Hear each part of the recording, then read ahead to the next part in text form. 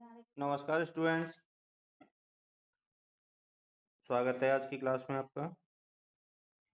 आज हम अधिगम के सिद्धांत के अंतर्गत सामाजिक अधिगम का सिद्धांत, जो कि अल्बर्ट बांडुरा के द्वारा दिया गया है, के बारे में विस्तार से अध्ययन करेंगे।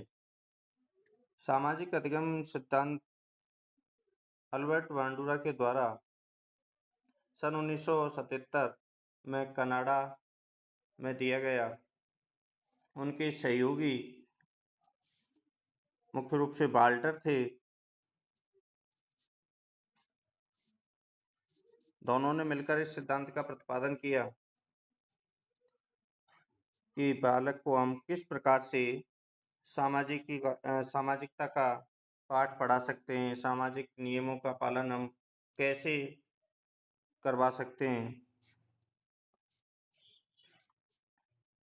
इस सिद्धांत को अन्य नामों से भी जाना जाता है। पहला है सामाजिक संज्ञानात्मक सिद्धांत, दूसरा है प्रत्यक्ष अधिगम सिद्धांत, अगला मॉडल अधिगम सिद्धांत, भूमिका अधिगम सिद्धांत, प्रतिरूप अधिगम सिद्धांत, इंग्लिश में इसका नाम देखें तो सोशल लर्निंग थ्योरी।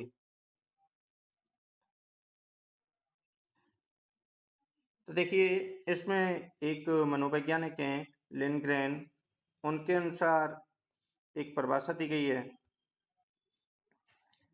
कि सामाजिक अधिगम की प्रक्रिया संपर्क के कारण प्रारंभ होने वाली प्रक्रिया है। अर्थात इस परिभाषा का मतलब है कि हम जब तक एक दूसरे के संपर्क में नहीं आएंगे, जब तक हमारी सामाजिकता का विकास नहीं होगा।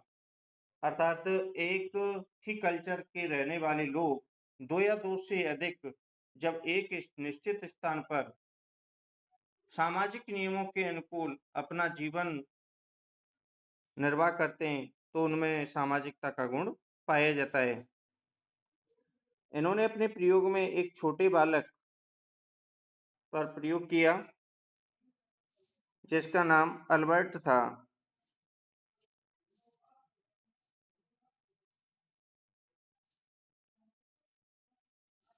अल्बर्ट नाम के बालक पर इन्होंने प्रयोग किया तथा जोकर पर किया, जिसे बॉबी डॉल पर भी प्रयोग इन्होंने किया।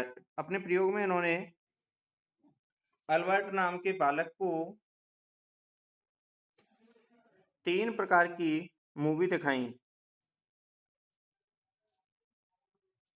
3 प्रकार की मूवी दिखाई। पहली मूवी में एक जीवित जोकर अपने पास के जोकर के साथ प्रेम से रह रहा है, तो उसको देखकर इसमें एक दूसरे के प्रेम सहयोग करने की भावना जागृत हुई। दूसरी मूवी इसने दिखाई तो दूसरी मूवी में दोनों जोकर आपस में लड़ रहे हैं, झगड़ा कर रहे हैं, तो उसे देखकर अल्बर्ट भी झगड़ा करने लगा। तीसरे मूवी में सामाजिक क्रियाकलापों पर जोकर के द्वारा ध्यान दिया जा रहा है, तो उस मूवी को देखकर अल्बर्ट भी सामाजिक कार्यों में रुचि लेने लगता है। तो इस प्रकार से मूवी को देखकर जिस प्रकार से मूवी देख रहा है उसी प्रकार के व्यवहार बालक के द्वारा किया जा रहा है। अर्थात इस प्रयोग से सिद्ध हुआ कि हम जैसा बालक के सामने प्रस्तुत करते हैं वो ही उसका अनुकरण करता है। तो इस सिद्धांत के मुख्य रूप से सोपान निम्न निकल के आए। पहला है अवधान, जिसे ध्यान, अटेंशन या अवलोकन भी हम कह सकते हैं। अर्थात सामने जो क्रिया हो रही है उस क्रिया को ध्यानपूर्वक समझना या देखना। जैसे मूवी दिखाई गई, जैसे हम अगर सामान्य लाइफ में अगर देखें तो किसी हीरो के देखकर उसका अवलोकन करना, उसके बाद धारण करना। धारण करना मीन्स उस हीरो को देखकर उसके गुणों को धारण करना, उसके जैसे चलना, उसके जैसे बोलना, उसके जैसे अपनी पर्सनैलिटी को डेवलप करना। तो ये सभी धारण करने में आ जाएंगे। उसके बाद पुनः प्रस्तुतिकरण या पुनः उत्पादक जैसे उस हीरो से संबंधित जो भी गाने हैं, उन गानों को दोबारा से गाना, उसके जो भी क्रियाकलाप हैं उनको दोबारा से करना, पुनः प्रस्तुतिकरण हो जाएगा। और उसके बाद जब हम उसके जैसा ढल जाते हैं तो हमें क्या मिलता है? पुनर्बलन। उससे अभिप्रेरणा मिलती है कि हमें क्या करना है। इस प्रकार से ये प्रमुख रूप से 4 सोपान बताए गए इस सिद्धांत के। अब देखिए, अधिगम को सामाजिक अधिगम को प्रभावित करने वाले कारक। सामाजिक अधिगम मुख्य रूप से 3 प्रकार से प्रभावित होता है: सामाजिक कारक, मनोवैज्ञानिक कारक, शारीरिक कारक। सामाजिक कारकों में वो सभी कारक आ जाएंगे जो सामाजिकता को प्रभावित कर रहे हैं, जैसे अवलोकन, एकरूपता या समानता, सहानुभूति, सहानुभूति, सुझाव, सुझाव, प्रतिस्पर्धा, सहयोग, ये सभी कारक सामाजिक कारकों में आ जाएंगे। इनके कारण सामाजिक अधिगम प्रभावित होता है। इसके बाद मनोवैज्ञानिक कारक। मनोवैज्ञानिक कारकों में जैसे रुचि, आदत, अभिप्रेरणा, ध्यान,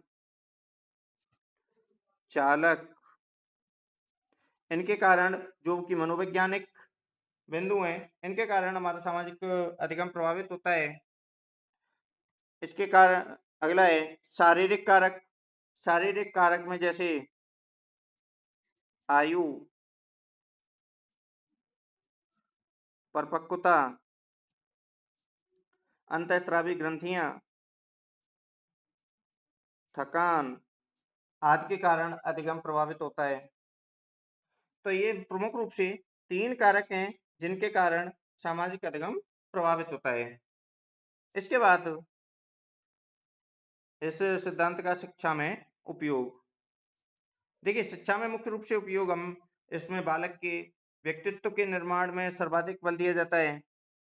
व्यक्तित्व के निर्माण में सर्वाधिक प्रभावित करने वाला कारक है। इसके बाद सामाजिकता का इसमें विकास करने में ये सिद्धांत उपयोगी है। बालक का हम सामाजिक विकास कर सकते हैं। बालक के भाषात्मक कौशल को हम इसके द्वारा सुधार सकते हैं, तो भाषा निर्माण में ये सिद्धांत उपयोगी है। इसके बाद व्यवहार परिमार्जन, व्यवहार को और अच्छा करने के लिए ये सिद्धांत बहुत उपयोगी है।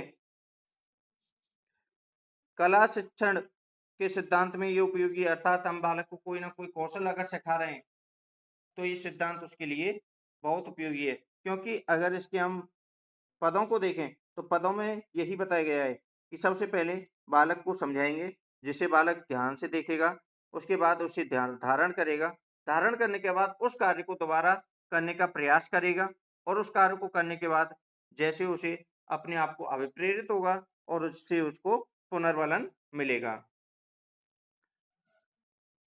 तो इस प्रकार से बालक अपने आप को सामाजिकता का विकास कर सकता है। तो छात्रों, आज हमने एक सामाजिक अधिगम सिद्धांत के बारे में विस्तार से जाना है। इसे आप पुनः दोबारा से पढ़ना। अगले सिद्धांत के साथ फिर से उपस्थित होंगे। तब तक के लिए धन्यवाद।